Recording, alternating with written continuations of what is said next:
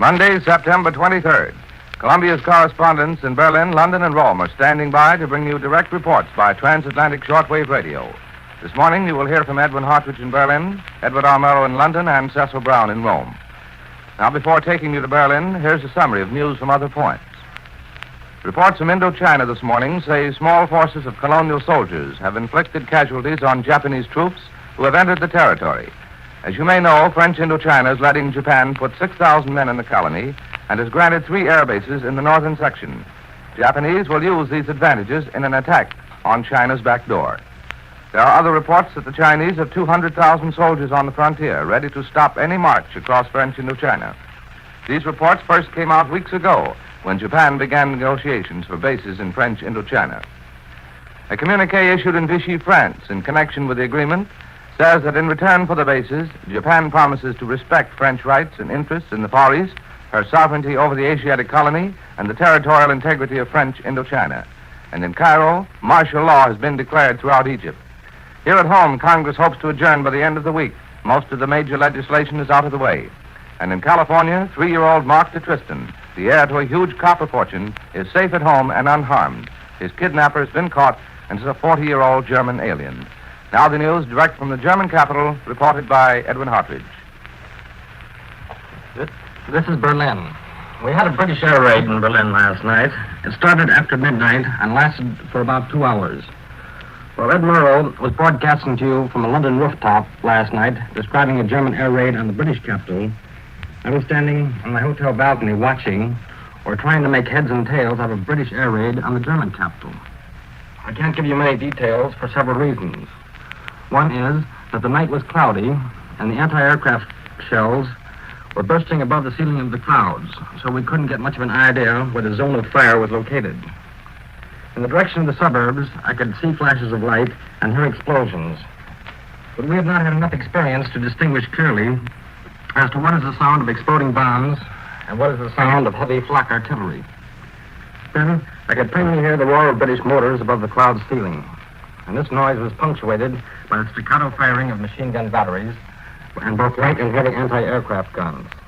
Then it was over shortly, and the all-clear signal sounded. No bombs were dropped in the Berlin area, says the High Command this morning. The official communique in the noon papers is brief.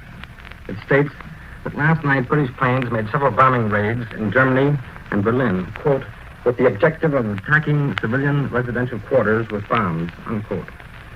And then the report continues, quote, but due to the anti-aircraft barrage and the activity of the night pursuit ships, the enemy did not succeed in inflicting great damage, end of quote. No planes were shot down in the Berlin area. But the editorial repercussions to this raid are about as violent and strong as anything I've read so far. The Beit am Mittag, a noon paper, describes last night's air raids as follows, and I quote, England continues its criminal air war against the German civilian population. Churchill wants it so. Once again, British pilots received the order to throw bombs on German territory and to murder women and children, to take the roofs off the heads of the defenseless civilian population, to destroy residences and places of culture. England is thereby lowering the war to a criminal crime. Churchill wants it so. End of quote. Then the debate states that, quote, political gangsters in England are to blame for this. Only the most terrific reprisals the history of war has ever known will atone for this crime. End of quote. Then it adds that for every English incendiary and explosive bomb dropped in Germany, that the German Air Force will dump, quote, thousands of destructive bomb loads, unquote, on England. As for the activities of the German Air Force, we are told that strong attacks were directed against cities in South England and London last evening and in the early hours of this morning. German planes carried large loads of bombs across the channel and dumped them, but we have no further details as to the results of these raids. The German shortwave radio this morning broadcast a statistical summary of 6 weeks of air war against England and London compiled from German reports. And here are some of its high points. For instance, the Germans claim that 23 million kilograms of bombs, or approximately 50 million pounds of explosives, have been dropped on England in a 6 weeks period. And we are told further that 6,000 industrial plants and factories, of which 1,400 are in the London area, have been destroyed or damaged by these raids. In London, the report claims that 4 railroad stations have been destroyed and 3 important subway lines have been hit. Herr von Ribbentrop, the Foreign Affairs Minister, is expected in Berlin today after 3 important conferences in Rome with Senior Mussolini. Serrano Suñé, the Spanish Minister of the Interior, is also returning to Berlin today. Thus, the final work, the Axis plans for the Mediterranean and Africa, is to be cleaned up. Whether the plans, which may involve staying in the war, are to be translated into action very soon is the big question among correspondents here. This is Edwin Hartridge. I'm returning now to Columbia in New York. This is New York, and here's a brief dispatch from Moscow. Army maneuvers have started in the important Kiev military district of southwestern Russia under the supervision of the Red Army's highest-ranking commanders, it was disclosed today. In connection with the maneuvers, a 2-day air raid drill was started in Kiev City.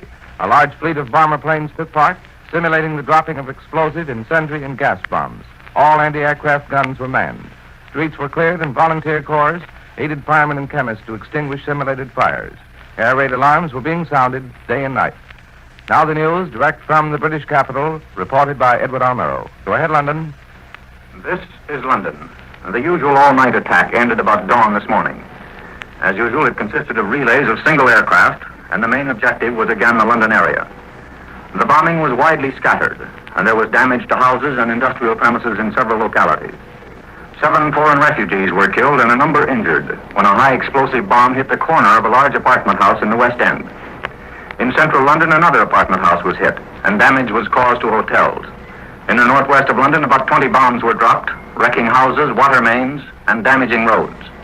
The total number of casualties is not yet known. Towns in the southeast of England were also bombed. Houses were damaged in 3 towns, and there were some casualties, including 3 persons killed. This morning's communique adds that a few bombs were dropped in other parts of the country, causing slight damage and a few casualties. The report of last night's RAF action against Germany is brief. It simply states that last night, bombers of the Royal Air Force attacked enemy-occupied bases in France and Belgium and an important target in Germany. No indication is given of the nature of this important target. Last night, the Germans were using a new kind of flare which filled the sky over London with a sulfurous yellow glow, but burned themselves out in about 15 or 20 seconds. The more usual blinding white flare was used as well. Today, the hours of light and darkness are exactly equal. From now on, it's expected that the Germans will arrive earlier in the evening and leave later in the morning. So far this morning, we've had 1 air raid alarm lasting about an hour, but there was no air action over central London. Every London newspaper this morning carries columns of material telling of the torpedoing 600 miles from land of a ship carrying children to Canada. As you know, the total death roll was 294. 83 out of the 90 children on board were drowned. There's been a great deal of debate about the wisdom of inaugurating the original scheme for the evacuation of children.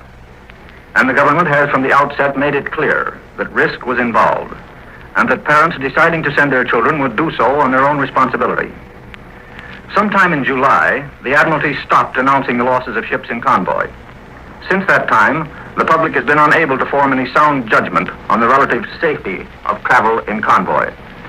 No official statement has been issued, but it is assumed here that the overseas evacuation of children will continue. The tragedy of the children in this war is something that will be felt for many decades.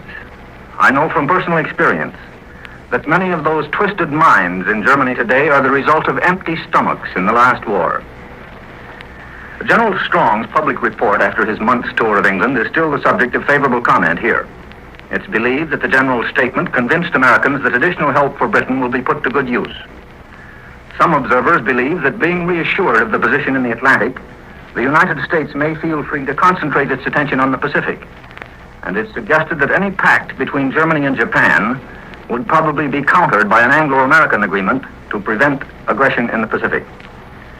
The latest Gallup poll, showing for the first time that a majority of American opinion is willing that the United States should aid Britain, even at the risk of getting into war, and Mr. Wilkie's demand that aid should be given to Great Britain, are both given some prominence in today's press.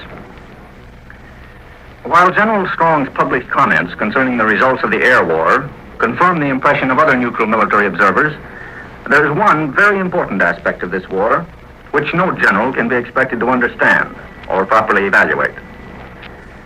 The progress of this war will depend, more than any war in the past, upon civilian morale. The determining factor will be the little man in the bowler hat rather than soldiers and officers in tin hats. The morale of the bowler hat brigade is excellent and will remain so, provided sufficient initiative, imagination, and speed can be developed in handling the protection and relief of this civilian army. I return you now to CBS in New York. That was Edward R. Murrow reporting from London. In a moment, we switch you to Rome. First, here's a dispatch from Alexandria. The British fleet carried out another bombardment of Italian forces along the Egyptian coast yesterday. A communique of the British naval authorities here said today. The communique said, our naval forces attacked enemy positions in the Sidi Barani area during the early hours of Sunday, September 22nd, with good results. Now the news direct from the Italian capital, reported by Cecil Brown. Go ahead, Rome. This is Rome. The Italians and the British are still fighting an aerial bombardment duel on the Egyptian front. The Fascist High Command, in a communique issued an hour ago, reports that the British again raided Italian positions in Libya. At the Mediterranean port of Benghazi, we're told the Royal Air Force dropped many bombs. Others were reported damaged, but there were no casualties. The British also raided Bardia at the Libyan-Egyptian frontier. Off the eastern coast of Libya, the High Command reports that a four-motor Sunderland flying boat was machine-gunned by Italian fighter planes. It crashed into the sea and sank with its entire crew. The Fascist Air Force again struck at Mersa Matruh with what the High Command describes as positive results. Mersa Matruh is about 100 miles from the Italian forces at Sidi Barani. It's the next objective of Marshal Graziani. The information here is that the British have heavily fortified Mersa Matruh, and it may be they will make their stand there against the Italians. Stephanie, the Italian news agency, reported that the British have brought numerous troop and tank reinforcements to Mersa Matruh. The High Command has not reported any ground actions in Egypt since the Italians took Sidi Barani last week. This may be because the Italians are consolidating their position there and bringing up further supplies and troops over the 60-mile distance that divides them from their sources in Libya. The Fascist Air Force is continuing its raids on other British bases. At Malta, we're told that the air base of Mikaba again was bombed. A shed was hit, causing a great fire to break out. A night raid was carried out against the port of Aden near the Straits of Bab el-Mandeb. Last night, I reported that the Italians bombed a convoy in the Red Sea. The High Command tells us today that 3 British ships were hit in that raid. British bombers also were active in East Africa. Bombs were dropped in Gura and Kassala in the Anglo-Egyptian Sudan. Another raid was made on Asmara in Italian Eritrea, where we're told 2 natives were killed and 2 wounded. Minor damage was reported. The High Command revealed that a British submarine is operating in the southern Tyrrhenian Sea. This includes the area in the curve between southern Italy and Sicily. The bulletin says the submarine torpedoed and sank an empty Italian freighter. The Rome newspaper has just appeared on the streets, but they offer no further information on the details of the Mussolini-Ribbentrop talks. I noticed that excerpts from the German papers are printed here showing Axis dissatisfaction with Greece. Since Ribbentrop came to Rome, however, no Italian paper has mentioned Greece as one of the problems to be discussed. Rome is known, of course, to be displeased with Greece's friendship with Great Britain. But in the past 5 days, there have been no press attacks on Greece. In fact, a number of Italian children from Greece who have been here during the summer returned today to their homes in Athens. All the papers emphasize that the Axis talks will have an early effect on Spain's attitude toward the war. And to that, you can add an effect on Gibraltar as well.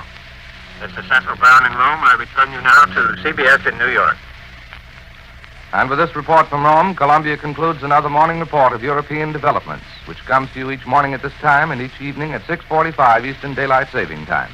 Edwin Hartridge reported from Berlin, Edward R. Murrow from London, and Cecil Brown from Rome. Larry Elliott speaking. This is the Columbia Broadcasting System.